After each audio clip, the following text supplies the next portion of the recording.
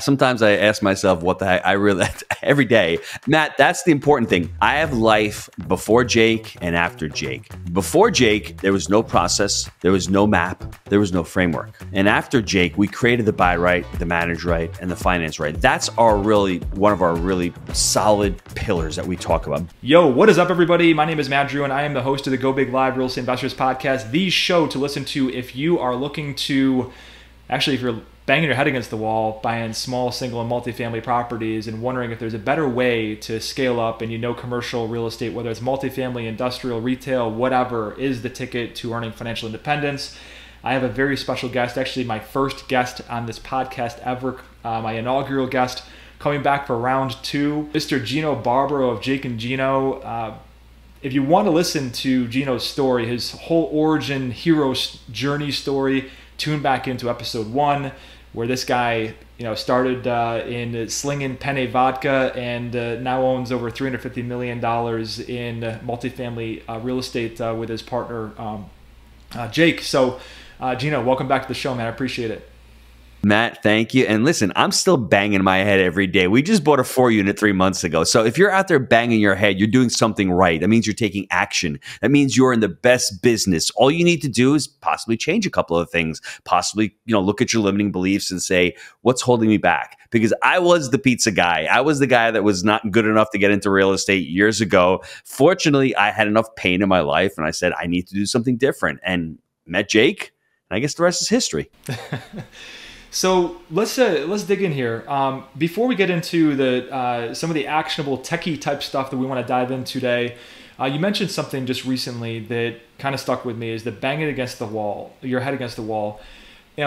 I've been the type of, I'm the caveman, hammerhead type and that sort of thing. How do you know, in terms of that persistent banging your head against the wall and knowing whether you're banging your head against the right wall in your business? That is a really great question. I can take it from my perspective of being in the restaurant for so many years. I was banging my head against the wall in the restaurant for years. And for me, I was making less money. I was working more. But more importantly, to me, there was no value alignment. I at one point, I didn't feel as if I wanted to be there anymore. I was working weekends. I was working holidays. It didn't align with my values. And I think that's what ends up happening. You may be doing real estate and you may be saying to yourself, I hate this. It may not align with your values, or you just may not be doing the right, strategies. You may not have learned the business properly. So I think when you are banging your head against the wall, it means you're taking action. I think stop banging your head against the wall. Reflect. And I was fortunate. To me, like I said, I had that massive amount of pain. I had the epiphany of I want to get into multifamily, but I don't really know how to do this because I've made mistakes. I've lost tons of money. Let me go out and find people who have done it. And I often hear that I'm not spending money on education. Listen, I get it. I've spent tons of money over the last decade or so, probably more money than I've actually lost in my real estate, which is pretty astounding because I've lost hundreds and hundreds and hundreds of thousands of dollars on deals. And I think personal development, personal growth is important. But when I started going to the mentorships, I was like, oh man, I didn't know that. I didn't know that. I don't want to go on a site and ask people for information for free because you don't know if they're qualified. You don't know if they have, the skills or what you're looking for. So when I joined my mentorship groups, I know the mentors that I joined had experience. They had success. Success leaves clues. They had a framework. They had a process or a map that I was lacking. And I latched onto one that I liked. I learned it. And that's how I started. So the framework, the 3 pillars you want to talk about in this sort of more technically oriented thing there, what the heck are you talking about, Gino? Sometimes I ask myself what the heck I really every day. And Matt, that's the important thing. I have life before Jake and after Jake. Before Jake, there was no process. There was no map. There was no framework. And after Jake, we created the buy right, the manage right, and the finance right. That's one of our really, I guess, solid pillars that we talk about. But we were talking about the 3 pillars of real estate, which is another framework that one of our coaches, Bill Ham, put together. The content is all out there. But when he presented it to me, I'm like, holy crap, I've been making mistakes on real estate before I met you guys. And these are the mistakes that I was making. So the 3 pillars of real estate are market cycle, their debt, and exit strategy. And when I started investing in real estate all by myself, I was under the impression that I'm going to buy real estate and hold it forever. Now, that may be the case. It may not be the case. But in commercial, every 5 years or 10 years, debt decides to really come due and you have to do something about it. Or the asset gets old and you may want to sell it, may become functionally obsolescent. So those three pillars are so important. So if I chunk down the market cycle, let's start with the market cycle. My biggest mistake that I made early on is I didn't understand the four cycles of the market cycle: the buy and then the sell portion. You have the recession, recovery, expansion, and hypersupply. Now, in 2007, I bought an asset. If we go back to that, that was really the hypersupply. I was buying at the height of the market. I was buying in the wrong part of the market cycle. I was overpaying. If I had understood that, I probably wouldn't have bought that asset, or I probably would have paid a couple $100,000 more for it, or I would have waited. And then the prices would have come down. And it's very similar to when Jake and I started investing in 2011 together. That was really the recovery portion. That was the buy part. When everyone's afraid, everyone's exiting the building. And it's very similar to where we're coming to right now. So understanding the market cycle is so important because it will help you with your buy right criteria, right? We all are supposed to have a buy right criteria. I didn't have a buy right criteria when I started. All I was, like most new investors, is I need a deal. Where are the deals? Well, if you don't know what kind of deal you're looking for, how are you going to even know what kind of deal is a good deal? And for us, our buy right criteria really is a function of the market cycle, and it changes because early in 2013 and 2014, we were buying older assets because the prices were so inexpensive. Cap rates were a lot higher. You could buy those assets, fix them up, and thankfully for us, we refinanced them twice because the market cycle was going up. We didn't sell. Now, you could exit those and sell those. Now, in this part of the market cycle, when you have your buy rate criteria, I'll rip ours off real quick. And as I'm saying this, I want you listening to this, if you don't have a buy rate criteria, formulate it for your market, because I know Matt is up in the upper Western New York area. If I'm telling Matt to go out and buy newer assets, it's pretty hard to buy a new asset in Rochester. 1920s is probably where you're stuck. So maybe that's the criteria you need to have. But for us, 1980s and newer, we like pitch roofs. We like 2-bedroom garden style or even townhomes, because townhomes are awesome because they have garages, more of the feel. What kind of median income are you looking for? We're in our market, $50,000 plus is friggin' great. We don't really like flood zones. If they're there, we have to deal with them. But it's something where in the beginning, I wasn't even taking that into account. So you see how you become crystal clear? So when you're underwriting deals, it's not just about the numbers. Now, flood zone is okay if you're saying, oh, a part of my building's in a flood zone, or if you say to yourself, I can deal with the additional insurance and the additional risk. But at least you're going in eyes open. That's what's important about the buy right criteria. So to continue on, the flood zones, the median income, the size of the units possibly, the number of amenities. We like washer and dryer hookups. Once you formulate that and you start having conversations with your investors and with the brokers, all of a sudden, brokers reach out to you and go, hey, Gino, I've got a 2018 vintage property. 2.5, two bed, 1.5 bath townhomes, median income's 90 grand. This is what you're looking for. So all of a sudden you have that conversation. The brokers are going to be sending you deals because they know what kind of deals you're looking for. The old Gino was like, I'll buy anything. I was buying strip centers. I was buying mobile home parks. I wasn't focused on anything. And when you're not focused on anything, you don't become a specialist on anything. So that's important with the market cycle. Understanding where you are in the market cycle will help you figure out what type of assets you want to buy. Now, the exit strategy is important because if you're buying this asset and flipping it the next 2 to 3 years, you can't get agency or long-term fixed rate financing because all of a sudden you're going to get a prepayment penalty. Now, what's happened in this part of the market cycle is too many people have relied on bridge financing, on that short-term financing where their exit strategy was like, I'm going to get out in 2 years, possibly 3, either refi or sell. That hasn't worked well for them. But you need to understand what your exit strategy is. And then that third component, let's couple that exit strategy with the debt. Right now, we're buying assets with, believe it or not, credit unions. They have 5-year terms, 2 years interest only.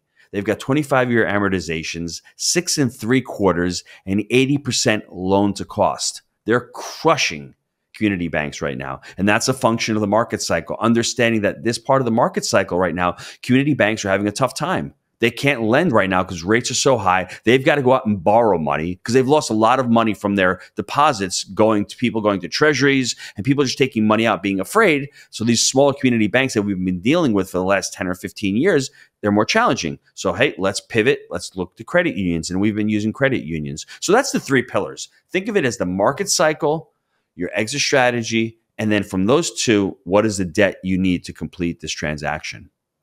Let's talk a little bit more about market cycle, because there's some things that people get in their heads about with how do I time the market?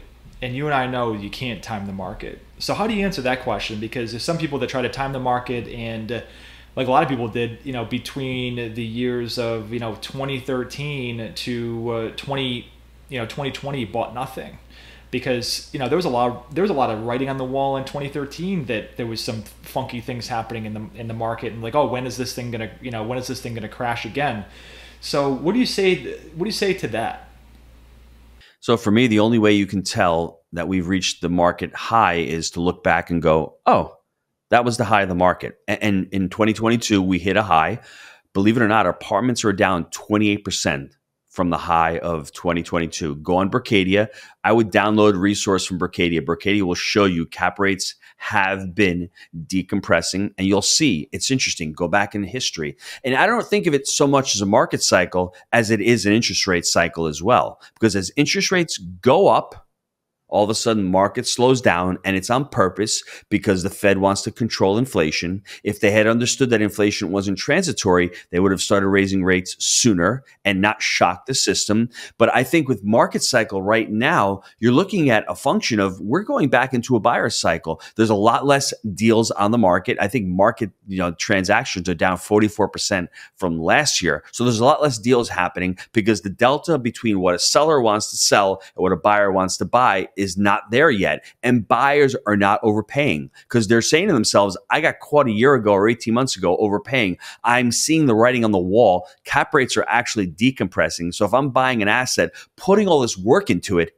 and raise my NOI, but cap rates are going up, I'm not going to make any money on this asset. So I've got to really buy it properly. So going forward, anybody looking at market cycles, really look at it from the interest rate perspective, because the same thing happened in 05, 06, 07. You're seeing cap rates compressing, and then in 08, they stop and they start decompressing all the way up to 2011 and 2012, where they started really compressing again. And it really is a function of interest rates. And if you're trying to time the market, you can always buy real estate.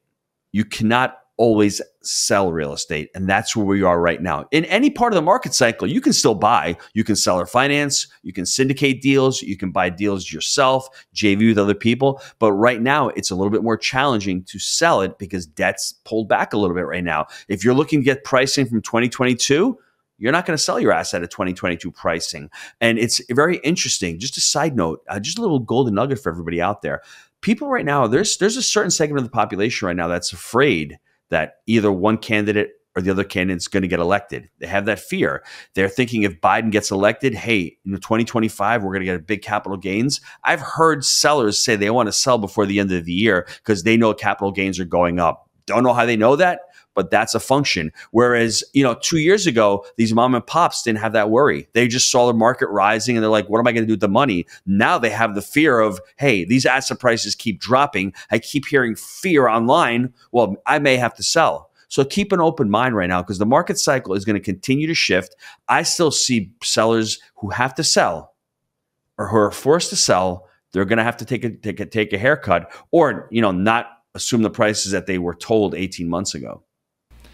Yeah, I mean, I've bought in every single market cycle you could possibly imagine. One thing is that I have been asset class agnostic, but not location agnostic. I mean, I just focus on my backyard in Rochester, New York, because I know every street, every block, every player that's in the space, all the lenders. I have a belly-to-belly relationship with all our investment partners and that sort of thing. So that's like the playground I choose to play in. And one of the things that I've been seeing, and I've been doing this for 18 years, is for the first time in my career, I've been actually seeing buyers and sellers collaborating together to get each other what they want. Little case study. I just sold 17 units, properties that I own, that I've owned for a long time. They were the first 4 properties I ever bought, and 4 properties, 17 units, and I sold it off market because I saw a property came up on the market down the street. It was like an 8-unit property, so I called the broker up and I was like, "Listen, I'm not really super motivated to sell my property, but I saw you. How many people do you tour through East Avenue?" We toured 20 people through. Okay, well, if that wasn't their cup of tea, this is what I got over here. And so I just mentioned it to him, and I was like, my price is 1.8 million, and I'm firm on it. So if I can't get my price, I'm not going to sell. So anyways, they toured through, had a call for offers, and the best offer we got was for 1.7. I was like, dude, I'm not budging from 1.8. And so what I did is like, but I'm willing to get creative to get 1.8 my price. So we talked about it. And I was like, okay, well, if you hold a $100,000 second mortgage, 0% interest, 0 payments for 5 years, I'll pay your price of 1.8 million. So I was like, okay, great. This satisfies my objective, my 2024 objective to get 7 figures liquid by the end of this year, and the other $100,000, I may be able to defer a little bit of capital gains, and then I'll get paid. Further on the back end. And I know this guy and I trust him too. So that's what we did, right? So I was able to actually blend his cost of capital down by giving it essentially free money as part of the equation. The bank was okay with it because it wasn't interfering with debt service coverage ratio, which was 1.25 on this deal, and that's how we got the deal. Then we closed it and we rang the bell together, right? So that's the kind of stuff that I'm seeing out there when you see things locked up and there's like not transaction volume happening. Because I think that our market alone, I think our multifamily transaction volume is down like 80% from the height. And so a lot of investors out there are just like, well, interest rates are high, nothing makes sense, and so I'm just going to sit in the sidelines and do nothing. So what are your students doing like right now in this market cycle, considering the circumstances with how low transaction volume is right now? That's a great question, but I want to really piggyback off of what you did. We call that the SPY technique, the negotiation technique. We've trademarked it. It's seller, property, in you. And what happens is the seller comes and looks at your property and he's trying to solve your problem. You're stuck on 1.8. How do I solve that problem? And the way they solved the problem was you took a seller finance note. That's a great way to look at any deal that you're looking at. And why I'm so bullish on real estate right now while everyone is exiting, because brokers are actually calling you back right now. You're actually able to have a conversation and not get outbid by 14 people, right? It actually makes a lot of sense right now. And that would not have happened 2 years ago. I bet you if you put your property on the market 18 months ago, you probably would have gotten 1.9 million and it wouldn't have batted an eye. And what I love about it is that is the beautiful example of what we call the conveyor belt, because I know you wanted to piggyback into the conveyor belt. But think about, man, what Matt did. He bought these assets. He put these assets on what we call this imaginary conveyor belt. And the whole idea with real estate is you make money in real estate with cash flow, but you make your real money with equity, with the exit, right? People always say you make money in real estate when you buy. I'm not disputing that, but to me, you really make the money when you exit, which is either a sale or a refinance. And what's great about it, you bought these assets. You may have said to yourself, I'm never going to sell these things.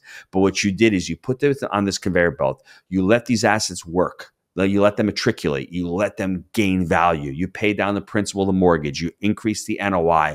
The value was increased. You pulled it out. And guess what? You went and bought another deal, right? So that's how students start out. They're like, how do I get money for my next deal? Well, if you've got some single family homes or you've got a duplex or a 4-unit or a 10-unit, it's on what I call your conveyor belt. Let that conveyor belt work. Your goal is to stack as many assets on that conveyor belt as possible. Let them matriculate.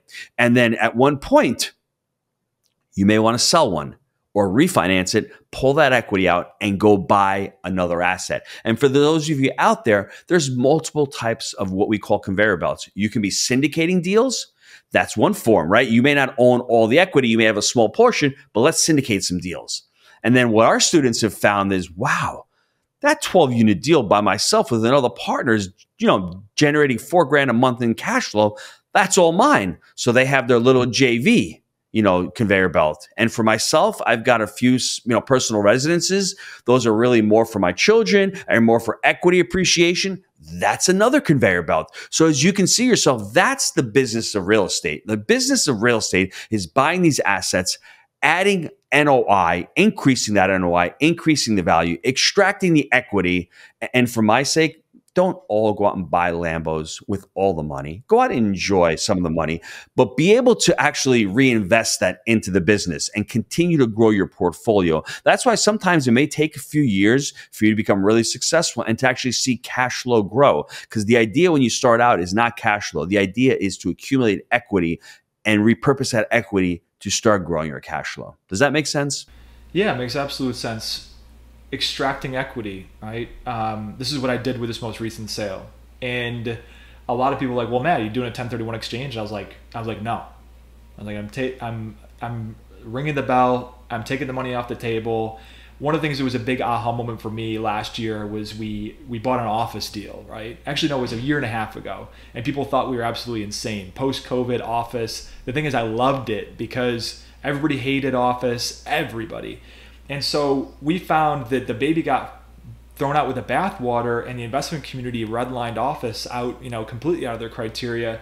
And we found this government office building with super long-term leases, super sticky tenants. They were in a location that they couldn't move from. They were all legal-oriented government enterprises, and right across the street is the Monroe County Hall of Justice and the federal court system and all that sort of thing. They can't move anyplace else. And so we got a great deal on this thing, and we were bringing it to our banks. I had 100% of the capital raised. We had to raise $750,000 for this deal.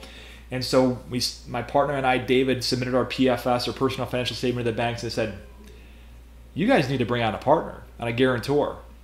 I was like, what do you mean? I was like, we don't like your liquidity position. And it finally struck me where I couldn't be... unless I had to pay for an expensive signature, which we ended up doing on this deal, I can no longer be asset rich and cash poor, right? So I kind of, internalized that, and I was like, okay, I need to free up equity out of these low return on equity investments that I've had for a long time.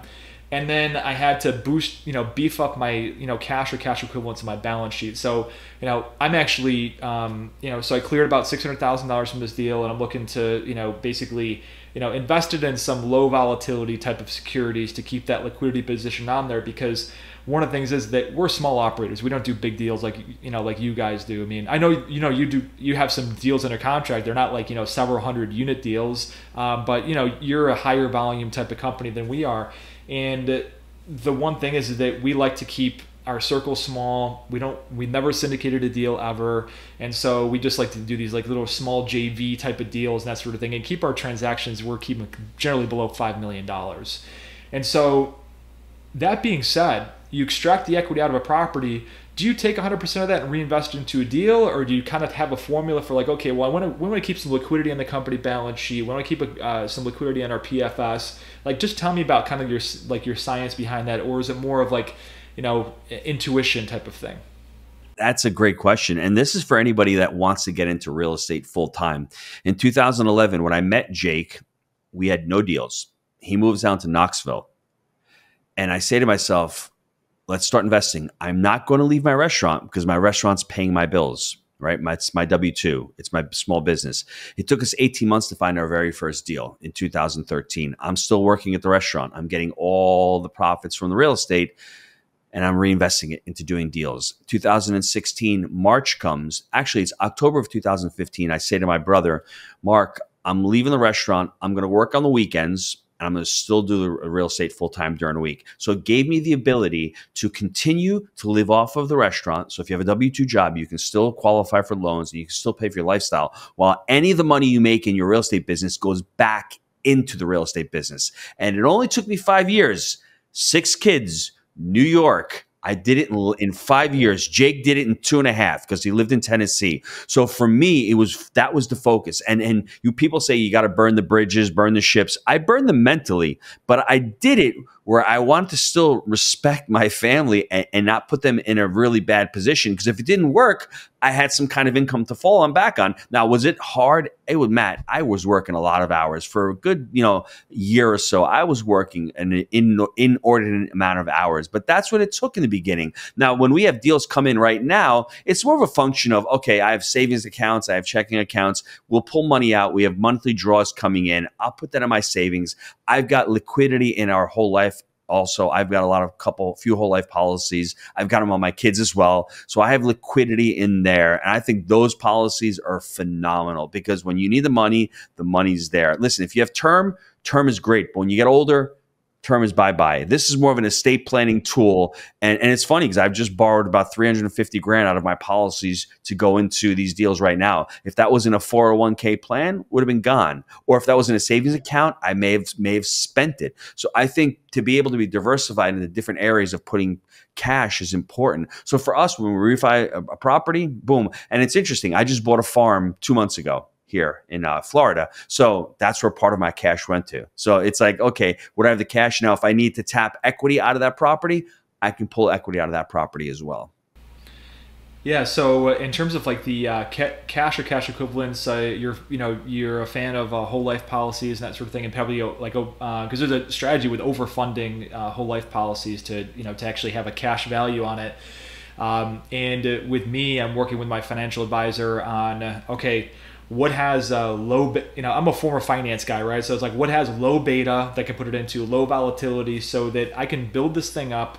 And then also with an independently managed account that's not in a retirement account, you have you can have securities-based line of credit. And there's some of these brokerage houses that will give you a line of credit up to 80% of the securities in your portfolio that you can tap into at any point in time. But you have to pay that money back. Sometimes with these life insurance policies, you can basically just take the money, and then when you get it back, you put it back. It's not like you have like a monthly payment that is due on it. So that's really smart. So what do you like to invest in outside of real estate and outside of whole life? Well, with whole life, just one more point. It's a non-correlated asset. It's not an investment. It's an asset. We call it the dual asset strategy because I'm borrowing money out of this asset, which is whole life, and I'm putting it into the real estate. When the real estate matriculates and finishes, I'm taking the money out of the real estate and I'm paying back the whole life. The whole life, basically, you're taking a loan from the insurance company, right? They're mutually owned insurance companies. Your money continues to grow uninterrupted in the policy, and you're taking a loan. So it's such a hard concept for me to understand. I'm like, I got to borrow money and I got to pay money. I'm interested on my own money. But this is more of a long-term strategy. It is for estate planning because one day when I do pass away, my kids are going to inherit a large tax bill. They'll have the death benefit from this policy. And I say, I'm living. So as I'm living right now, I can enjoy the cash benefits from it. It's a non-correlated asset. I don't have to worry about whether the stock market goes up or goes down. It's guaranteed. It's an excellent, asset for me for what I'm doing. For any real estate investor, if you need to borrow money short term, if you have money in a 401k, it's very hard to tap out of because you have to be 59 and a half or you're going to have to get penalized. If it's in the stock market and all of a sudden stocks tank, they're down 40% and you need to pull that money out, it's painful. This is just sitting there. It's protected, right? If you go get sued in many states, it's a protected asset. If you're a Canadian bank, 18-wheeler and they shut down your bank account, all of a sudden your money's freezed. This is out of the system. There's so many benefits. And when you interview people who have 7 and 8 figure net worths, they all have life insurance. They all have whole life as a component of their financial picture. For me, businesses is another thing to invest in. I think, businesses are great. If you're looking at things that cash flow, you want things that yield money, right? I think if you're into it and what you're doing as far as all of these different multiple streams of revenue, for us in multifamily, we're getting laundry machines. We're putting additional laundry machines on our properties with card readers. That's a form of revenue. I think that's a business in and of itself. With 1,700 units, we've started this process on one of our big properties. We're going to see how that goes. We're going to start taking this in-house because we hate the companies that we've been dealing with. If we take in our 1,700 units in-house, that could be a massive, massive revenue generator. And as far as us, we've changed almost 600 floors in the last 2 years. We have our own CapEx flooring crew. Now, that may not be a business where we're generating revenue, but man, we've cut the cost of flooring down by what, 20, 30%?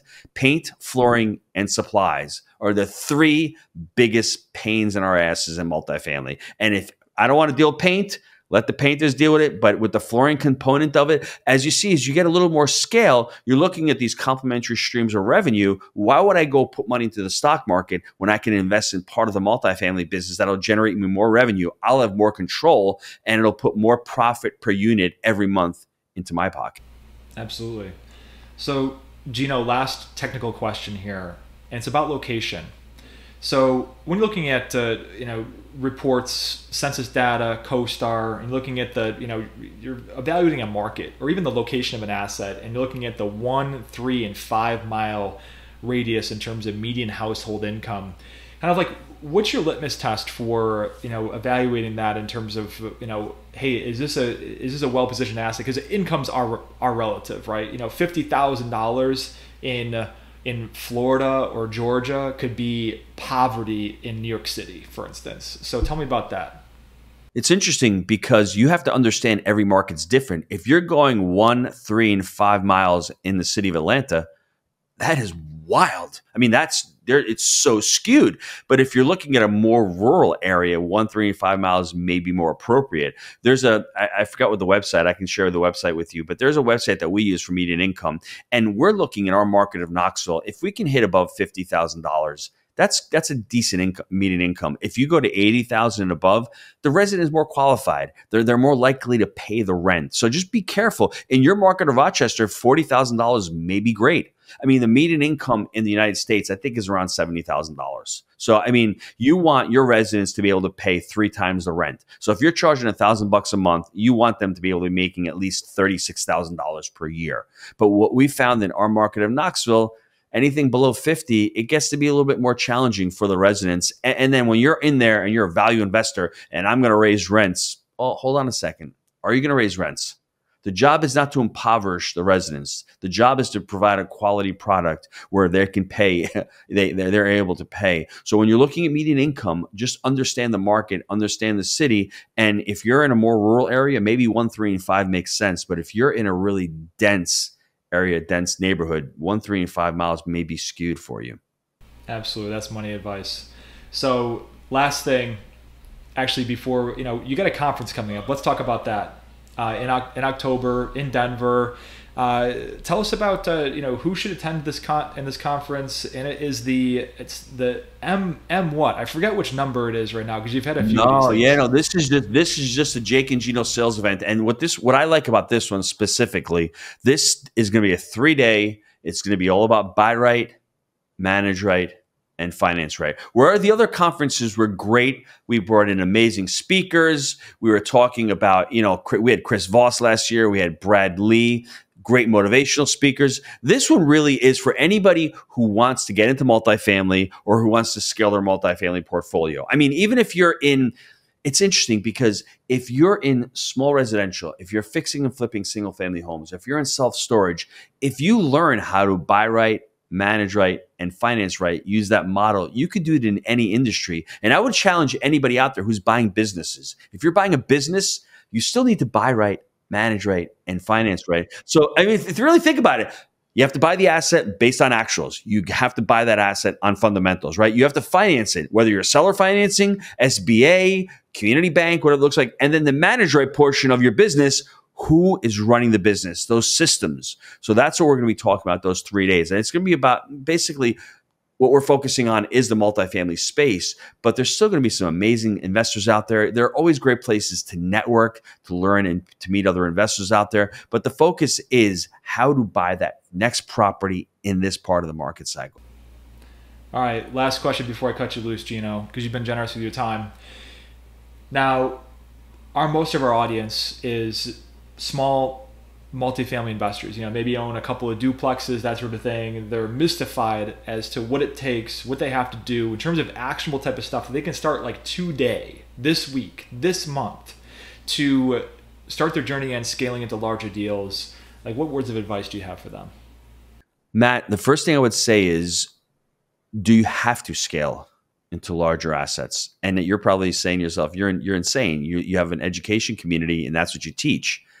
And my words of advice would be, do you want to, or is that your passion? Is that what you want to do? And for me, that's an important question, because you may think I have a ton of units at 1,700 units. I have no syndications right now. Jake and I could have 3 or 4 or 5,000 units with syndications. We didn't scale just to scale to hit a certain number. You need to pull it back and really take a deep dive. And that's why I love life coaching. I'm a life coach. I want to get into those questions of, am I scaling because I want to create an enduring organization? I want to create financial freedom. I want to create a legacy. I want to create impact. Or do I want to scale just because Brad Lee told me on Instagram that you need to scale to 1,000 units? And there's no right or wrong answer. We're all motivated by different reasons. So really get crystal clear on what you want. I think the second thing that you need to do is you need to understand that if a pizza guy and a drug rep can do it, anybody can do it. Who says it? Mark Twain says it best. It's not what you know for sure that gets you in trouble. It's what you don't know that gets it's not what you don't know that gets you into trouble. It's what you know for sure that just ain't so. Now, the reason why that quote really resonates with me, I had to think about it for a second. I thought I needed all the capital in the world. I thought I needed all the experience in the world. Our very first deal, we bought on seller financing. Our third deal, I brought in a partner named Mike, who's still with us to this day. He lent us $500,000 for that third deal, and he lent us his balance sheet because I was able to provide Mike with a tremendous amount of value. I think you need to understand how to create value. And this multifamily game, if you want to scale, don't become the IMAs. IMA do this, IMA do that. IMA does get burned out. At a certain point, you need to start finding other people who can help you on your journey. And I was blessed to find Jake early on. And then, like I said, on our third deal, I found Mike. And Mike's been able to help us scale, although he's more of a silent partner. His balance sheet and his liquidity has helped us to scale. So if you're serious about scaling, understand why, number one. Number two, go find a group that has done it before and that can teach you how to buy right, but also manage right. Because there are some certain differences with managing 10 units as there are managing 50 units. You can't do it all by yourself. You have to learn the systems. Amen, brother. Gino, thank you so much for coming on, man. And I'll be sure to keep in touch with you. I'm looking at my calendar for this coming October. Maybe I'll see you there. If I can convince the wife and kids to come along with me, then I'll definitely see you there. So thanks again for coming on, Gino. Maybe we'll do a part 3 next year. Anytime, Matt. Thanks. My pleasure, brother.